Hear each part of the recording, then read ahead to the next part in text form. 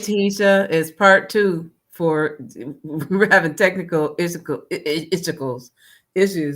today.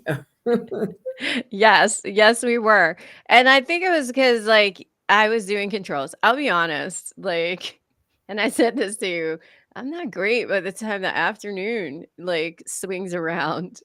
Yeah, we're trying something a little different. We're starting a little later today. Welcome to MT Fridays. I'm Melonya Johnson, And I'm Tahitia Timmons. and we are filling the brain drain one unscripted conversation at a time. We have had what, three conversations today? We have had a lot of conversations today, and we started to do a live today, but we had some technical issues, so we're back. So we were talking about advertisement, and then we kind of just morphed into talking about the value of LinkedIn advertisement, how you feel that you're being advertised to um, uh, via LinkedIn, and really is LinkedIn well just for me. I'm just trying to figure out if it's worth the premium cost. And you talked about alignable, so tell me what you were thinking when you're talking about all this AI driven um, advertisement you're getting through. Well, yeah, like so we talked off while I tried to like figure out what I had done pressing a button or doing something with my sound here. And so what I had mentioned to you or what we were talking about was the fact that LinkedIn seems to bring me more advertisements. And then there is a networking business platform called Alignable, where Alignable, I've actually had more what feels like authentic conversations with people, like people who either are in my same practice or field. And I've just felt like Alignable from a business perspective or business building and growth and connecting with other people has been much more productive. And I don't have an Alignable membership.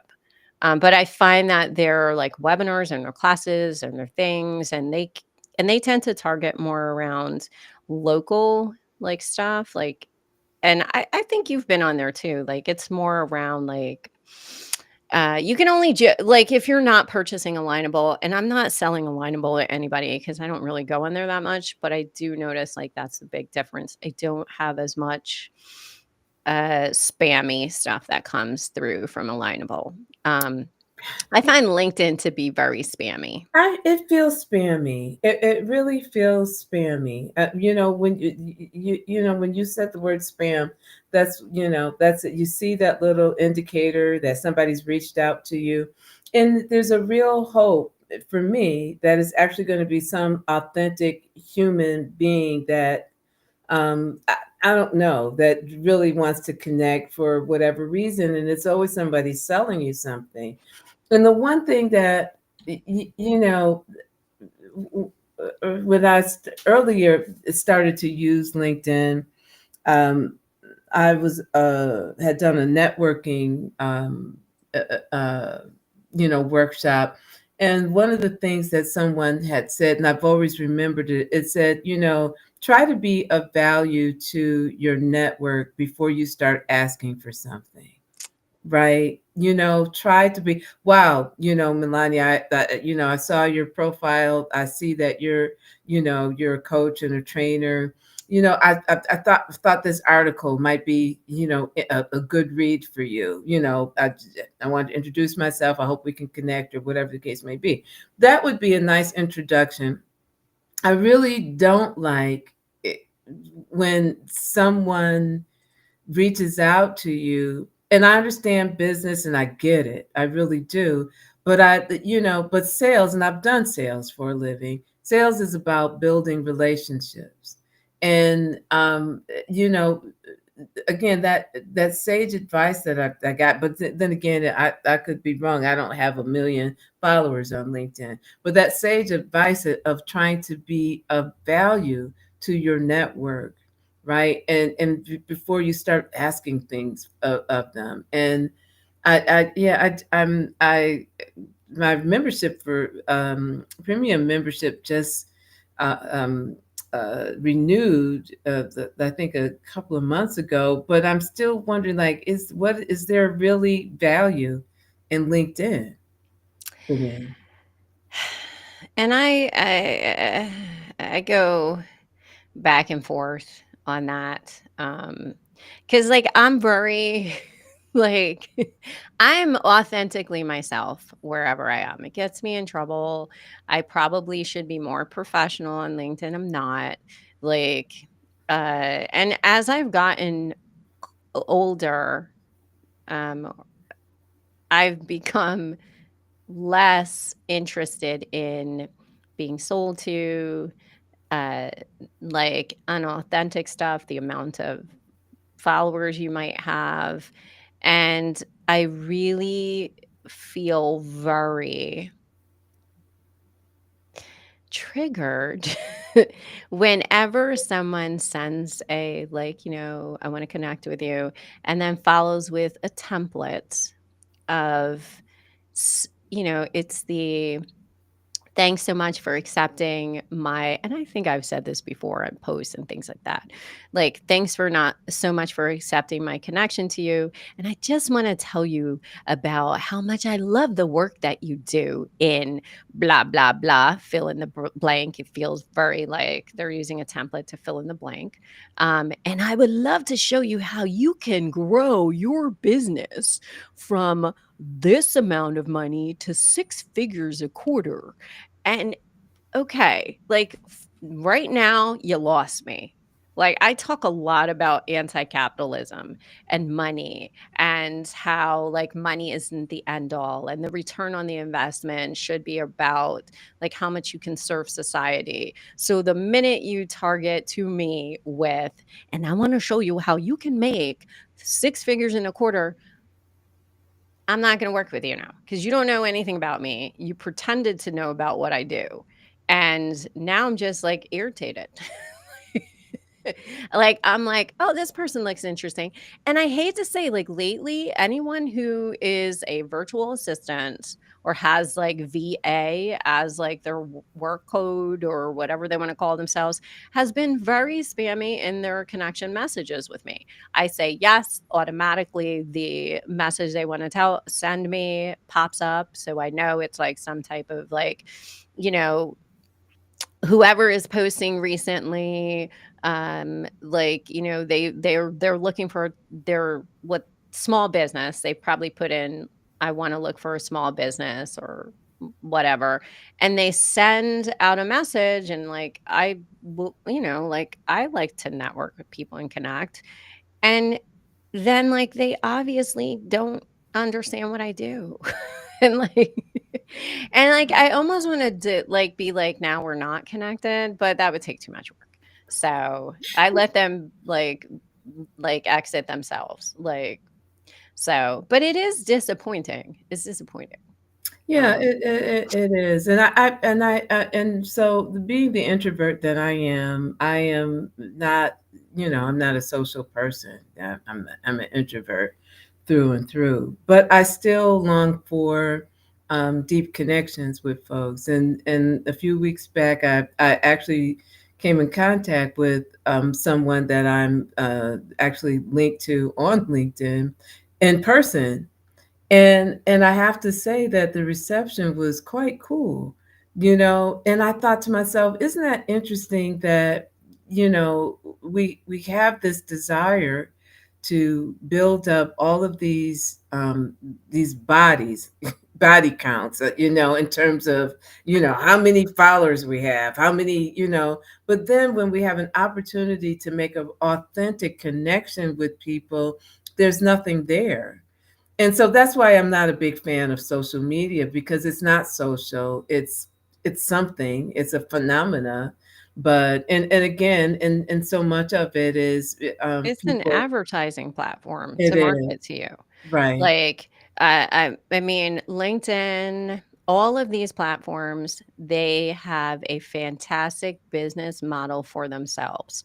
We literally are creating their content for them. The Right. bulk of the content on social media is made by the general public, right? Like, because we all feel like we're connecting to people and sharing something, and we're all just yelling into the wind, which is why, like, I probably have a like, if it goes, like, like, I don't do a lot of like cleaning of my social media because like I acknowledge the fact that most people aren't listening to when I'm ranting. So like, whatever. So that said, but like it's a great model because they don't really build a lot of the content. Like I would say 70% of the content comes from the public. Then we all compete with each other to see how many follows we can get. It tells us, hey, here's an analyzing tool if you join premium so you can see how to target your post to the market that you want. And market is an interesting name, right? Because if I have a target market, I'm obviously trying to sell them something versus like, here's how you can analyze who's following you to uh, reach out to those who you want to set community with and grow with. But no, it's actually more the verbiage is like, who do you want to market to? Who is your, which implies I'm going to sell something. Yes, I'm selling something, right? Like we're all selling something. But I also want to collaborate and like have community with the people that I sell to and the people that I like am interacting with, which is why I like I have such a hard time with the sell. Like Well, I love the think people who I do work with, I but think I have through a hard time with big I sell. think through interaction with people, real genuine interaction with people, you start to see their value, right? I mean, people. There's that saying: people buy from people they know, right? And I've never been tempted to click on a sponsored ad or a sponsored uh, solicitation from somebody that I know that doesn't know me, and I don't know you, but I would, if you post, then I would love to see your post and get to know you through that, so that you start to build a familiarity and sort of a relationship with that person, and that doesn't happen. And I just wonder, you know, uh, and it might be a very successful sales model. I'm always confused, to be quite honest, what LinkedIn is for. I don't know what it's for. Do you? Does anybody out I there, what is LinkedIn for? What does it do? well, I think it originally started out as a place where people could socialize in a professional business way that was different from Facebook and Instagram was supposed to be pictures. Tumblr was really more for like tweens, like 13 to whatever age was over in the Tumblr. You had all these, there's tons of different social media platforms doing all different types of things. But LinkedIn really was supposed to be more for professionals and for job finding, right? Like LinkedIn used to be an employer needs to hire someone, and you kind of had a very professional sort of like, here's my social media I can share with you that's more professional. Because Facebook, and I do kind of remember this happening. I was working at a hospital back when Facebook was starting to pop up, and we started to have social media policy programs. Like, no, policy at the hospital, meaning there was a certain thing we started saying we didn't want employees to say, right? Like, all of a sudden, social media was focused on by um, like professional organizations that didn't want employees spilling the tea. Right? Like, don't talk bad about me on Facebook. Don't talk bad on it was called Twitter back then about your organization. And you started to see a lot more people say, these thoughts are mine. They don't represent blah, blah, anyone else. And LinkedIn really bloomed during this time period because it was like, here's my professional thoughts about stuff. Now, if I were to be honest, every place is a hodgepodge of half professional people talking, half like this is my life. And LinkedIn does this a similar thing.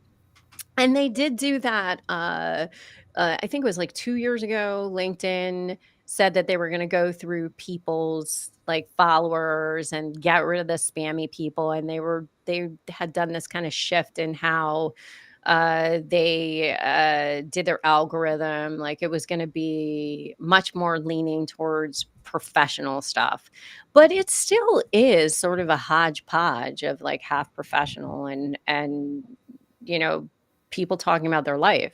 That is why when I say like if you're a professional and you have a business you're trying to grow, Alignable is much more just business, like just businesses talking about events and things that they're doing. LinkedIn is not. LinkedIn has now, I would say it's more similar to like maybe it's a professional Facebook, a professional leaning Facebook, but there's just as much like rants on LinkedIn, right? Like 5 years ago, you rarely would have seen someone be like, "Let me do my dance on the LinkedIn." Like, like people weren't doing that. And then we wanted to be authentic and we wanted to be like that was the driver to show like more authentic and I'm a human being, not a robot manager. So like that LinkedIn allowed you to be a little goofy. And now I think we've like taken it way too far cuz and I know that sounds awful. But like some of that authenticness was to make like CEOs and directors seem like they cared about their employees, which I don't know. Like I don't know how true that is in some cases. Like so I think that's why like people do sort of look at LinkedIn now and they're like, what does LinkedIn do? Like I got my dog barking in the background. Yay! it was supposed to humanize all those CEOs that Yeah. could give two about you. Yeah, I just, you know what, I would love for LinkedIn to be. I think, I mean, I don't know how many millions or billions it brings in annually. I have not seen any new features on this site. They don't really do anything to make it more interactive, more interesting, more, creative, more. I just, and now we talk a lot more about political things on LinkedIn than we did before. And here's the thing: I'm not necessarily. I don't have a problem with that because our politics does affect our business and things of that nature. So I'm not so, turned off by that. I just, it just feels like, and I guess over the last couple of years I've seen more advertisements on LinkedIn than I've ever had before from, using it for many years. So yeah, we're constantly being advertised to, and um, I don't appreciate it. I don't appreciate, again, we're paying. We were talking And about and yes. in our the live stream we did, that we had to stop for technical issues, but we're Just paying. say it was me.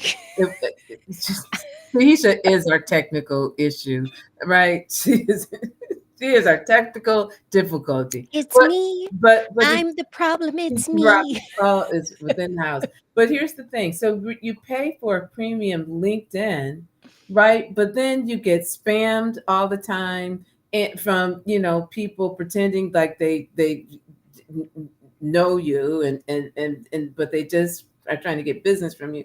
And then you have to actually scroll past advertisements. And it's like, so what am I getting for the premium? Like, I don't want to be advertised to. I want a space in the world where I'm You're not being advertised to. you are paying to have the premium advantage to perhaps make a different type of like what is it, like dashboard at the front, like to put like I'm a paying member to be able to look to send more like Spam. spam to other people to spam more people with like, hey, I don't know if you know, which is why like I don't know why I pay for premium because like I definitely have a like there'll be a thing like you can send to 250 people a random like come show blah blah blah. And I'm like, oh my gosh, like it brings me such anxiety because like sometimes I get anxious when I see those. And it's like, hey, I just posted something. I've now sent this to 300 people. And I'm like, these 300 people will hate that I do this. Um, but like I just looked up because I was curious. So LinkedIn generated 17.1 billion Right. revenue in 2024. That's an increase of 8.6%. Their price has probably gone up from when they first started. They have over 1 billion members. However, it's not known how many are active every day, every month, when they last were on. Are they a real person? We don't know, which I think they had tried to clean up a little bit. The most members, this is interesting. The United States has the most LinkedIn members. So which it's interesting and it also makes sense because like we're always trying to sell something and we're also willing to be sold to. Like if you want to test whether someone will pay for your content and pay to be advertised to every 5 seconds and made to feel bad if you can't afford something, come to the US. We are the perfect psychological testing ground for that, apparently. 70 million businesses and 160,000 schools have LinkedIn accounts. I got this from a site called Business of Apps, which I believe is it looks like it's very concentrated on LinkedIn So info. 71 billion dollars they made. And what 17. 17 Yes. billion dollars. And I defy anyone to share what recent LinkedIn update or improvement has happened in the last, I don't know, year, 2 years. Well, they did have this one thing where like so it's probably more than 2 years, but like they have this like check mark. Like, have you seen that where it's like it's a person who is A- um a Approved like or expert. Well, they have I think they have that, but then they have this other one like voice of something where like let me find yeah, somebody. I knew it. it was so impactful you can't even remember it. That's how impactful. Here's what I know about it. Like, I've seen it pop up for other things, and I know that it's usually like a voice of someone. I follow a doctor who has it next. Let me see what her thing says, because I think she has one of those. Yeah. So it is.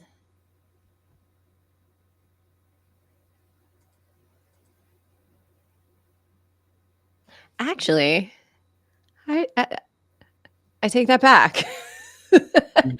um, I actually have no.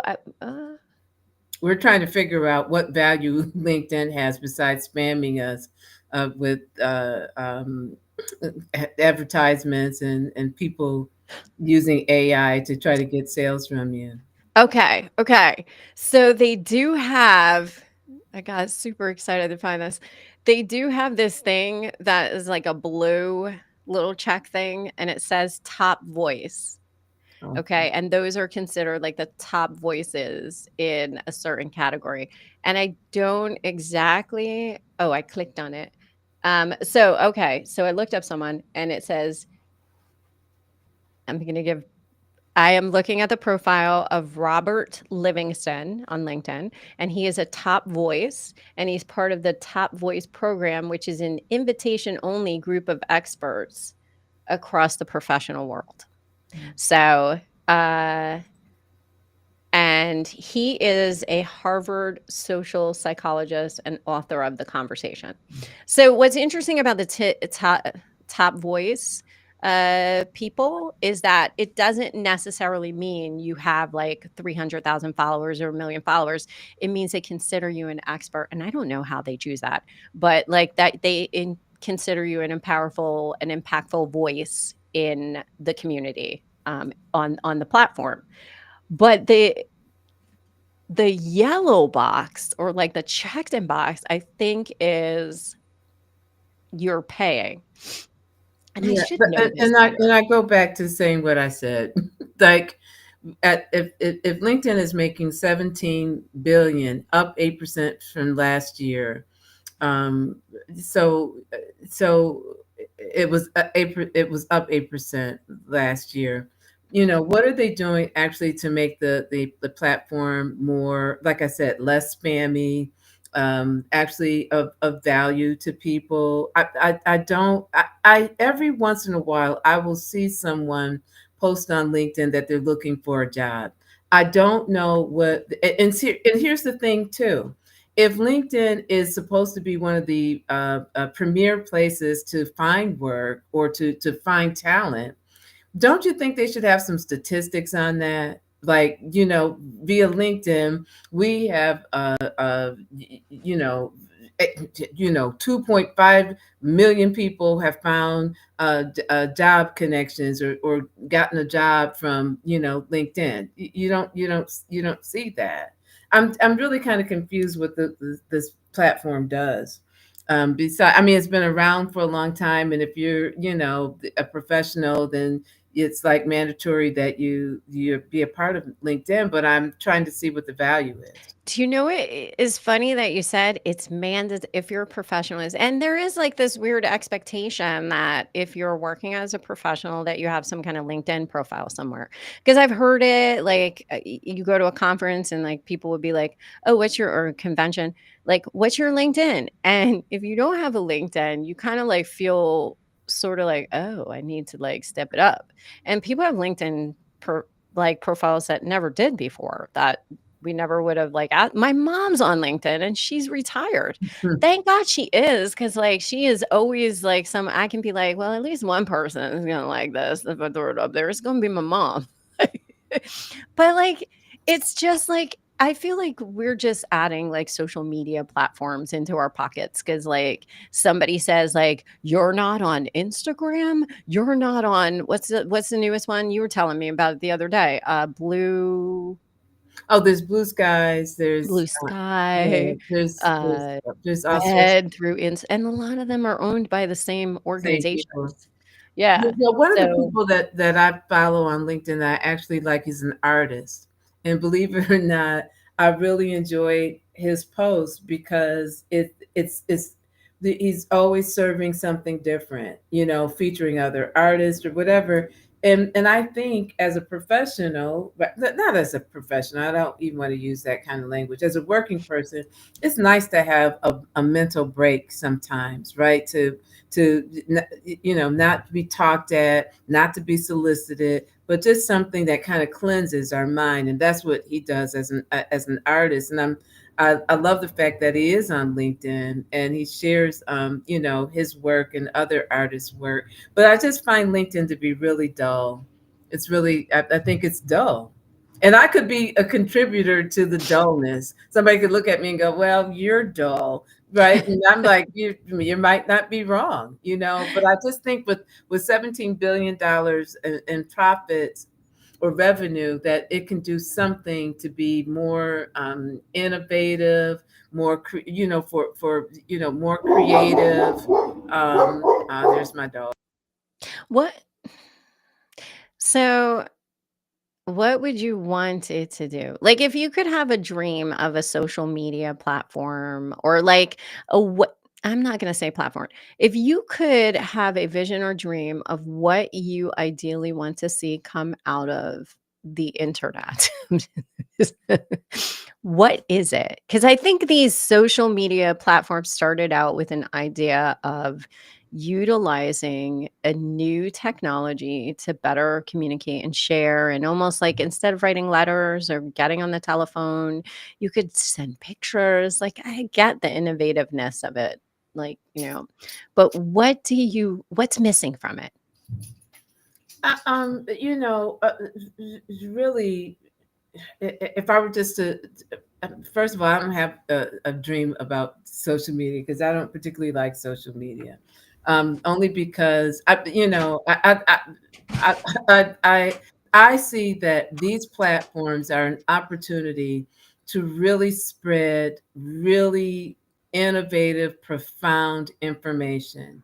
And to give folks and connecting people to thoughts and ideas and different ways of doing things that you wouldn't get, pre social media, where everything was either through the television or through the mail, right? But it is a platform to really share really bold ideas and bold ways of looking at it. Like who's doing what's happening in the business world that's really bold and really innovative and really thoughtful. I was having a conversation with someone at work yesterday, and they were talking about some of the problems that are in happening in the workforce today. And I work in HR as a training manager. And she said, I'm doing a lot of social work. I'm not a social worker. And it dawned on me. I said, boom. I said, I wonder one of the things that, because the workforce is changing, there's so much that's going on. People are inundated with so many things that prevent them from really being able to show up and to be the kind of workers that employers want. I wonder if it would be really a sort of a bold thing to do is to hire in-house social workers. Sounds crazy, right? But when you are dealing with a population of folks that are under a different amount of stress, there's people financially, even though they're working, can be struggling in many ways. There's domestic abuse and things of this nature that are going on. These are the realities of the employees in the workforce. There are different kinds of employees, right? But some of the client facing customer facing populations come with some challenges, right? I would love to hear organizations that would employ that, or employing some different things, or are doing different things to recruit different kinds of folks, or just innovation. I mean, you've got this powerful tool. It doesn't feel innovative really in any way to me. So now I'm gonna devil's If you advocate, even devil's though I advocate me, I'm going to disconnect you. it will be like how we ended before, where I was like, I don't know how to get off the restream. I'm just gonna end it. No, but like I do want to say that we all know about the algorithm, right? We all know that there is an algorithm that if you click on something, it brings you more of something else. So I will say that the algorithm uh, greatly probably cuts off how well we see all of the different innovation that might be happening on LinkedIn, or any other social media for that sake. Like they have added video. That's a new thing that they added. The ability for us to show videos and to do more video content. They have added like more interface with Canva, which is, I think, like that's good in many ways and it's bad in many ways. They've added AI, the ability to kind of like play with AI, but every place is doing that. So when you think about like all the things that these social media platforms are doing, they're doing what all of the rest of them are doing. They're innovating at the same time everybody else is. But we're not necessarily seeing all of the great things or the innovative or more differing opinions, because once you get into an algorithm, it drives you to seeing the same stuff over and over again. So if I'm interested, because in my business at the moment, I need to understand how to market a different way and start, like looking for people who might do that, then all of a sudden, like I'm getting spammed by a bunch of things that could sell that to me, not just the people talking about it, which I think is my frustration with a lot of these social platforms, is that like if you get curious about something, then it thinks like you are like like that's your only interest. Like if I look up anybody who's LGBTQ plus in like the field and start like for something I want to write or something I want to like learn more about, then all of a sudden my whole algorithm is just completely drilling down on that. Like all of a sudden, and not just on LinkedIn. Like if I go to another social media area or platform or just go on the internet, all of a sudden I'm like inundated with pride stuff. And I don't have an issue with that other than to think to myself, I want to see everything.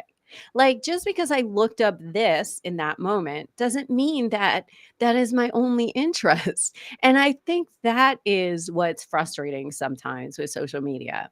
Like you click on one person and then it will send you like 20 billion other people doing that thing. And I wish that it functioned slightly differently. Like it shows you more of the things that you last research or something you last search for, uh, and not the people that maybe you may be close with. Because my mom looks at everything that like I've probably she's such a loving person in that way and so supportive of us, but I never see her post. And that's because my mom posts a lot of like cats and like kitschy stuff, like, like like memes like that. And on my own, I don't look for those things. So it probably looks at that as she's not going to buy because it's all about the buy. So it looks more at like the things that I've clicked on that I've probably gone deeper into than like, oh, look at this cute cat picture. I like those things too, mom. But like, Mm. it's I just find it is not great at continuing to grow connection, social media, period. But I do think that all of these social platforms do as much innovative stuff as they believe their expectation is. And when we talk about how much profit these places are making, um, if I had made a whole bunch of profit, I don't know if I would be like, oh, well, I would be like that, but I don't know how much LinkedIn is like $17 billion profit. We're going to reinvest a percentage into the health and wellness of our employees. And I don't know this for a fact. So I'm not saying LinkedIn doesn't do that. I'm sure someone will reach out and be like, LinkedIn saved my life, yada, yada, yada. Because they do a lot of that, right? Like there's so many posts and things that I've seen where people have lost jobs, especially in this DEI crisis, diversity, equity, and inclusion crisis, where and I'm calling it a crisis because a lot of companies decided to do it, hired people into positions, created departments, and then they encountered some pushback or they encountered some some, hey, you really need to lean into this. And they dumped the departments, they dumped the people they hired. And so I would see tons of posts saying, like, hey, I'm looking for a job. Can somebody, and I saw people get hired through this. So I see the value in it in that way. But I also saw a post like, I've been looking for a job for like a year and no one's hiring. Um, so I go back and forth on like, is Yeah, LinkedIn a yeah. monster? No, I don't think I won't call it up. They're all monsters, right? That's yeah. But I don't. I would love to, whoever's watching or if whoever sees this later, just to weigh in to share what value they see in LinkedIn as a platform, what they think LinkedIn is supposed to do, if they think it actually meets that. And again, this conversation started to talking about, how much we feel we're being spammed by, folks who are always looking to sell us something before really, social media it sort of would make you think that this is about really getting to know people and forming relationships, and it's really all about sales. And the amount of AI driven sales sponsored stuff that we get through LinkedIn. And again, when you think, okay, if I'm paying for a premium service, why am I being spammed? Why? And what's yeah, why? Yeah, what does paying for service mean? Because we started out with that too, because like we pay for everything. We pay for streaming, like all of these things that we've now just conditioned ourselves to pay for without like, there was some talk. Do you remember when Netflix, I'm jumping around here, when Netflix stopped the ability for people to share? Like, Mhm. they were like, "Oh, that's really not what we were Mhm. about." And like, you can't share your membership to and everybody was like, "This is the end of Netflix. They'll go under. They don't realize who their market is. This is going to really sink them if they don't allow us to share." They did it, and they're still functioning. Mhm. And we're paying even more, right? Like other social media platforms followed later with that, like, And "Hey, are you?" then Yes. then Netflix said, "Hey, how about this? If you want a little discount on your membership, let us slip a couple of commercials in there." I'm like, Yes. you know what? The moment that you make viewing and commercials a part of my subscription plan without me clicking something to get that, that's the day I'm done. Because I don't want to be advertised to every living moment of my life. I just don't. It's exhausting. It's a punishment to just be inundated everywhere you go with somebody trying to sell you something. It is, and I started talking about, and I'm gonna, because we're not gonna stay on long today, but I started talking about in our last live about a company called Palantir. I would really advise people to, it's PAL. Let me see if I can spell this for you, to do some research on this company, because it is, our government is using it to mine our information, really intimate information, health records, social security, bank accounts, all of that kind of information. And I think that it's really important that you are familiar with this company. It is Palantir, Palantir, I'm guessing, but they are a data collection agency. And again, when you start to get to really cellular, molecular information about who I am and who you are, how is that information going to be used? And you know that it is absolutely going to be sold to people who are going to sell to us, even on a more intense level. And I'm really not for that. But just information is the new gold, okay? And so we really need to be aware of companies, again, being hired by our government to collect all sorts of information about us. Well, because there's nothing more valuable than a customer list, right? Like, really, like when someone shares their information, they connect with you. Technically, those become lead lists to sell something to. But what if that list for you is more of a community list or a growth list? Like, I'm going to say it right now. I want to do a book club. I want to do a virtual book club. I totally do. I just have not had the like, who wants to join me in doing that? We'll do book club. But anywho, like, I want things like that sometimes from social media, Yes, yeah. and I don't necessarily see that happening. But I do think we have become so sort of conditioned to be consumers that we get okay with when something changes to pay for that. Like, we're also like, I find myself doing this too. Sometimes we get a little lazy with all of the thing. I don't know. I don't want to use the phrase lazy because I don't like that word. Um, we get a little bit Complacent.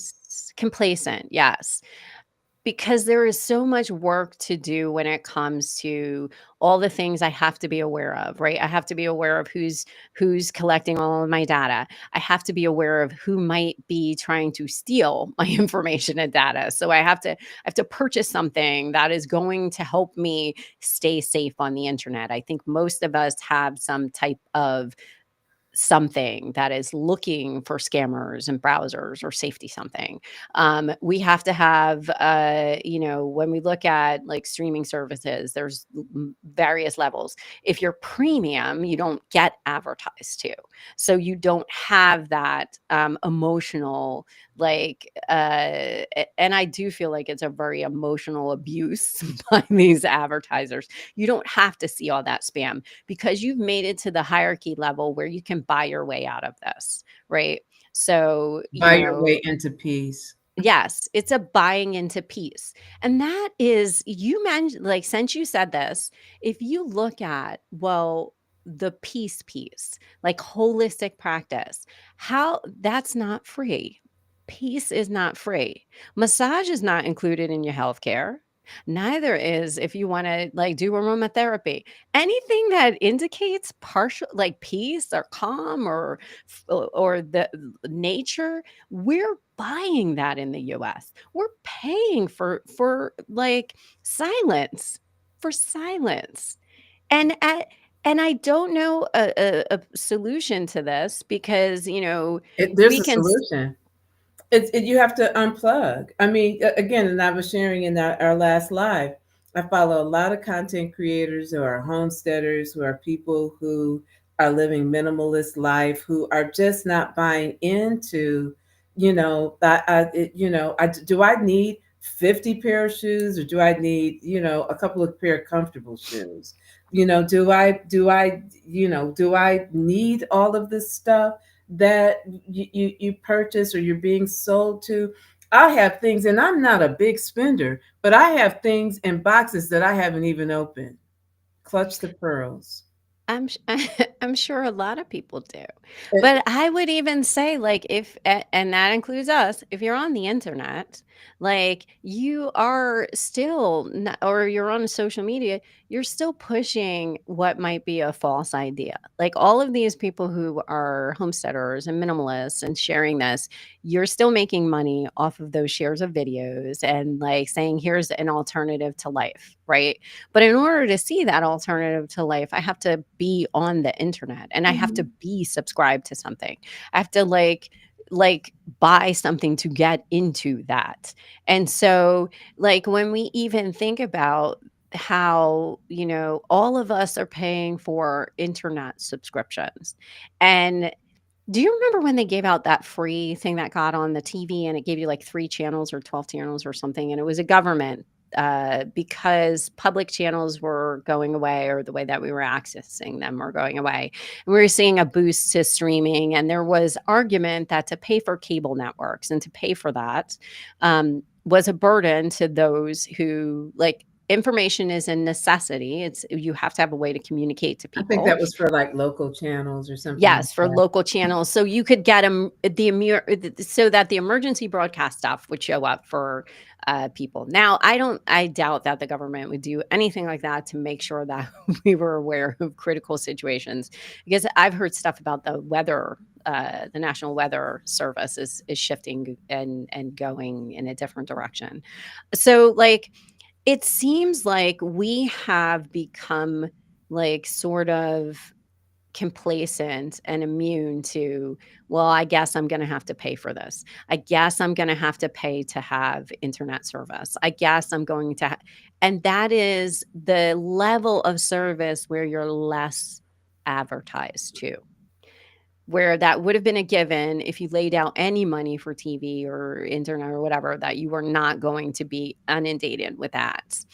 And I don't know how to say to people like because, like, I like Netflix, but I do like all these streaming services, and all of them have ads, which Yeah, is how this came up because my yeah, kids' friends were making fun of us. yeah. Well, I don't know. I'm craving a much more simpler life, you know. And when people outside of the United States come to visit, or people who are expats and they come back to the United States, they are astounded and overwhelmed by the amount of advertisement we have. I don't think, and again, because of that, most of us are living in a fog. We're exhausted, physically tired, right? You're just so used to, these constant barrage of interruptions. There is nothing that you can access that is online that does not interrupt your train of thought, that does not take you away from what you're really there for, to push you into some sort of form of advertisement. And that's why I'm really thinking these days for my own mental health well-being, that it might be really necessary to really reduce my access to, online. I'm tired of being advertised to. I'm tired of having, we are developing, and teachers are complaining about students not being able to focus. We can't even focus. I'm turn on a YouTube channel, or I turn on the YouTube. I see a video I want to get into the content, and before I can get into it, I got to go through two, three, advertisements. Like I said, you're like this, waiting to hit the skip button. That's mentally, Or there's something wrong with that. or you're watching a movie, right? And you're getting into it, and and then all of a sudden it's like, "Would you like to buy cornflakes?" And it's a horror movie, and I'm like, "Oh, this just ruined it for Yeah, me." I don't want to buy cornflakes, and I'm not. When Like, what is that with suspension of disbelief? Like, when Yeah, it like yeah, and no, that's when my son will turn to me and he'll go, "We can't get the." He's like, why are there commercials?" He's yeah, like, "Mom, come on." And I'm like, "When you pay, then you can complain." yeah, And then I also think about, do I need to watch this show? I should take my butt to the library and rent a movie. or read something. And you know what? And that's why it's very difficult for me to sit in one sitting, to watch a movie, because my attention span has been. I've always had a short attention span, but now it could take me days to, the Wild Robot. I've been watching that for days. I That's c- a great I movie. can hardly sit down, and but we've been talking long enough today, so Well, we technically could do 8 more minutes to make this stuff because I did take down the other one. I think I did, Many yeah, we Nieces. we were 20 minutes into that, so let's go. Sh she's done with me because, Done. like, the technical difficulties really were my fault, and I am sleepy as the day goes on. I just think but I want to argue that I was up at, like, 5 something because like, the bird was outside my window like, "Burr, burr, burr, burr, burr, burr, burr, burr, burr," and I was like, "Oh, nature, it's so beautiful. Why Mhm. don't you go back to bed, bird?" Like, I just want to throw that out there. So I do apologize. Also, for the people that do follow us or watch us or whatever, we're curious what would be the best time if you're going to join us live. Because I am best in the morning, uh, and you are more of an afternoon person. So, what time do you really think we should do this? Right, like lunchtime. Now, I'm of the thought that like most people watch this on the rewind, and that like we could do this at 2 a.m. and people would be happy. Okay. Well, yeah, I'm probably up at 2 a.m. All right, folks. So thank you for joining us, those who joined us live, and a shout out to Sandy. Hey, Buffalo. This, see, June 14th is our celebration of Juneteenth. We've been celebrating Juneteenth here for 49 years. We're looking for volunteers for our local folks, 2-hour shifts, right? But yeah, we used to have, I don't know if it still is, one of the largest Juneteenth celebrations in the country. But yeah, I always look forward to Juneteenth. I always do. And I'll just say this: Philly Pride is Sunday because that is the first. So Philadelphia Pride is on Sunday. Um, and so June is LGBTQ plus Pride Month. It is the month where we acknowledge just, us as a people. I'm not going to go into deep with this because I'm not prepared.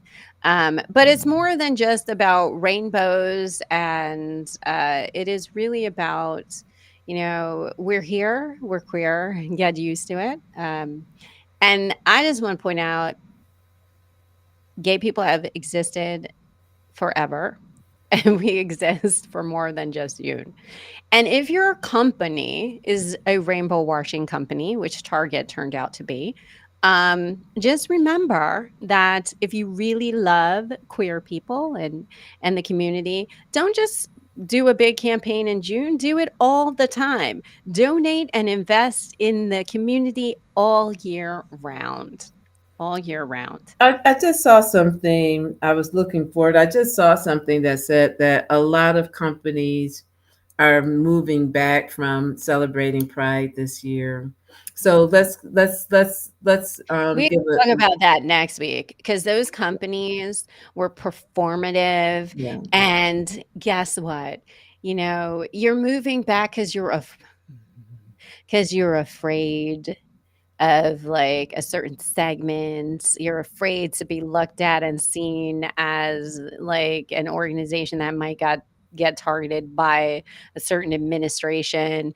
Can we not be more Harvard has not always been perfect, but I think Harvard is a example and model of not being bullied, okay? Like, if we don't want a world that doesn't bully us and doesn't continue to take advantage of people, at some point, we've got to hold the line. Mhm. Like, I think if we had held the line with Netflix, we'd still all be sharing, right? I think if we had held the line with commercials in paid for services, and holding the line means saying like, we're not gonna play it. Well, We're ask not me, gonna ask me about Target. Ask me about Walmart. Ask me about Amazon.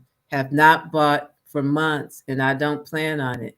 And I'm gonna tell you, Amazon is a hard one because there's so much stuff that you could get, but I'm not doing it. I'm not you doing know, it. I I'm So not maybe this doing is it. something to talk about next week because Amazon I have mixed feelings about because Amazon does a lot of good, they do a lot of bad. So Mm, Amazon for me is almost like a Microsoft and like because no, like I Amazon. freely admit I order from Amazon and I got something and I noticed that Amazon will say on their products like, "Hey, this what do you call it? What the packaging, the company they work with is a woman-owned company." Like I've noticed that from Amazon continuing, and Amazon has been a little bit quiet about like, well, what it It's not like even. It's also Bezos. I think, and that's where yeah, we could talk. I think we also have to learn how to separate the loud voices at companies from what the companies themselves do You and the don't. people that work. Mm-mm. Yes, yes, No, we do. no. Yeah. You're not separating Tesla from Tesla Elon. wishes that we Yeah. would, I right? mean, come on. Like, Yeah. There was what a is it time. That's a great discussion. What is it when your CEO is popular and a celebrity? Because we never used to have celebrity CEOs either, and social media has brought about the rise of this, which is what LinkedIn probably created, the celebrity CEO. What happens, and companies see this all the time, what happens when you have celebrity CEOs and they go a totally different way than maybe your organization started out to be, and they no longer represent the values and the mission of the organization? Or what if they say something or they do something or they create this like persona that your organization doesn't kind of follow or believe in? And like Target is just like, come on, Target. Did you not know your effing market? Like the fact that you moved away, like they have Target. Yeah. Well, Yeah, yeah. I Well, worked part time at Target, and yeah. I told you I quit because I was like, "You're not gonna talk to me like that." And it was many years ago, No, and I always said, like, "These guys are performative." well, I know you don't. I know you don't want to give up your Amazon. I didn't either. But you know what? If my people can not take a bus for a year, I can give up Amazon. you know what? And I'm proud of people who do. And then, like, I have like a very love-hate relationship with Amazon because I've been Amazoning since Amazon was not profitable and was like that was a place where you got $25 worth of free books. Like I used to get like because I worked at Borders back then. I started out in books. um and like they were trying to get people to try this new market. So they like everything I got in the beginning was free. I don't think I ever paid for anything. And it created this like, oh, I can trust buying something from. So let's acknowledge Amazon for what they did. They created a society that was okay with purchasing something off the internet. Cause I remember doing that and like people being like, you did what? You went how do you know you didn't touch it? But, And books but, you don't have to touch, but right? also, Right? yeah, Like, but also keeping in mind too that Amazon is a union buster. They don't treat their people well. Yeah. I So don't deny any of that. yeah. So see you next week.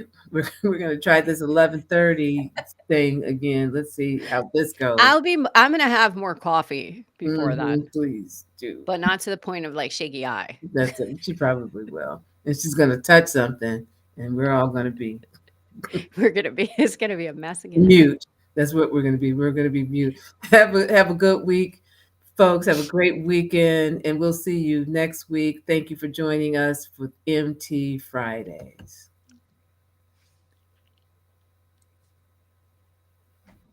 A good time, and hope you did too.